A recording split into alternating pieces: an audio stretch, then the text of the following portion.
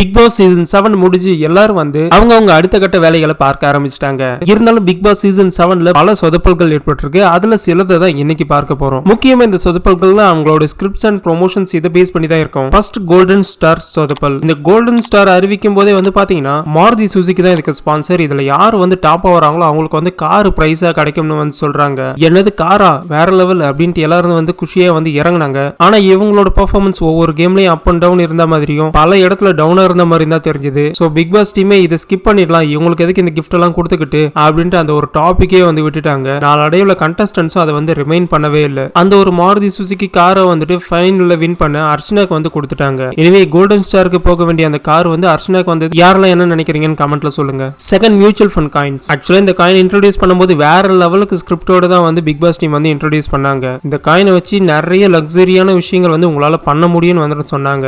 அதுக்கேற்ற மாதிரி மிட் சீசன்ல பீஸா எல்லாம் வாங்கினாங்க. மத்தபடி ஒண்ணுமே பண்ணலைங்க. இதை வச்சு இவங்க என்னெல்லாம் பண்ணணும்னு நினைச்சாங்கன்னா ஹவுஸ்மேட்ஸ் யாரெல்லாம் வந்துட்டு இந்த காயின்ஸ் அதிகமா வச்சு வீட்டுக்கு போன் பண்ணி பேச நினைக்கிறீங்க, வீடியோ கால் பேசிக்கலாம், நார்மல் கால் பேசிக்கலாம், தனக்கு தேவையான ஃபுட்டை வந்து வாங்கிக்கலாம், இன்னும் கொஞ்சம் எக்ஸ்ட்ரீமா சொல்லணும்னா கிளீனிங் ஒர்க் இதுல இருந்தெல்லாம் வந்து எஸ்கேப் ஆகலாம். இப்படி பல விஷயங்கள் வந்து பிளான் பண்ணி வச்சிருந்தாங்க. மொத்தமும் சொதப்பலாகிருச்சு. இந்த மியூச்சுவல் ஃபண்ட் காயின்ஸ்ன்றது சுத்த வேஸ்டடான்ற மாதிரி தான் ஃபைனல்ல காமிச்சாங்க. அடுத்தது ரொம்ப ரொம்ப முக்கியமான ஒரு விஷயம், டிக்கெட் டு ஃபினாலே டாஸ்கோட எவிக்ஷன். ஆக்சுவலா டிக்கெட் டு ஃபினாலேக்கு நிறைய டாஸ்க் வந்து வச்சாங்க. அதுல ஃபர்ஸ்ட் பிளேஸ்ல வரவங்க டிக்கெட் டு ஃபினாலே வந்து வின் பண்ணுவாங்கன்னு, பாட்டம்ல வரவங்க இந்த வீக் எலிமினேட் ஆவாங்கன்னு சொல்லியிருந்தாங்க. ஆனா இது அப்பட்டமான சொதப்பலுங்க. கடைசியில பாட்டம்ல வந்து நின்னதுன்னு வந்து பாத்தீங்கன்னா மாயா, விசித்ரா, பூர்ணிமா இந்த ஒரு கேங் தான். இதுல யாரை எவிக் பண்றது பெரிய கேள்விக்குறி தானே. சோ அந்த ஒரு டாபிக்கே வந்து நம்ம கையில இருந்து மறைச்சிட்டாங்க. சோ பிக் பாஸ் டீம் இந்த வீடியோ பார்த்தா கொஞ்சம் வந்து ஞாபகம் வச்சுக்கோங்க. அடுத்த முறை இந்த அளவுக்கு ஓப்பனா வந்து சொதப்பல்லாம் பண்ணாதீங்க. அடுத்தது கேப்டன்சி டாஸ்க். ஆக்சுவலா பிக் பாஸ் டீம் வந்து ஸ்கிரிப்ட் கொடுக்கிறது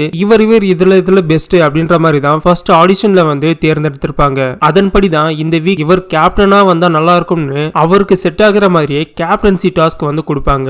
அதுல பலமுறை விஷ்ணு தோக்கணும்னு, அர்ச்சனா ஜெயிக்கணும்னு சில டாஸ்க் எல்லாம் வந்து வச்சாங்க. பட் அது நிறைய இடத்துல உல்டாவா தான் அமைஞ்சிருக்கு. இந்த இடத்துல எல்லாம் பிக் பாஸ் டீமோட ப்ரெடிக்ஷன் தோல்வியில தான் முடிஞ்சிருக்குன்னு சொல்லணும். அடுத்து இந்த சீசனோட மிகப்பெரிய பிளாப், மிகப்பெரிய சொதப்பல் எதுன்னு சொன்னா கேம்ஸே இல்ல.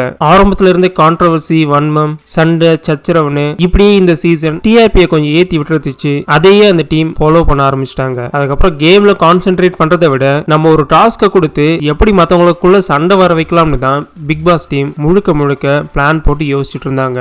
அதன்படி பலமுறை வந்து சக்சஸ்ஃபுல்லா நடந்திருக்கு. ஓகே, இதுல நான் எதை வந்து மிஸ் பண்ணிருக்கேன், இந்த விஷயங்கள்லாம் உங்களுக்கு தெரியுமா, ஞாபகம் இருக்கான்னு கமெண்ட்ல சொல்லுங்க. அப்படியே இந்த வீடியோக்கு லைக் பண்ணி நம்ம சேனலையும் சப்ஸ்கிரைப் பண்ணிடுங்க.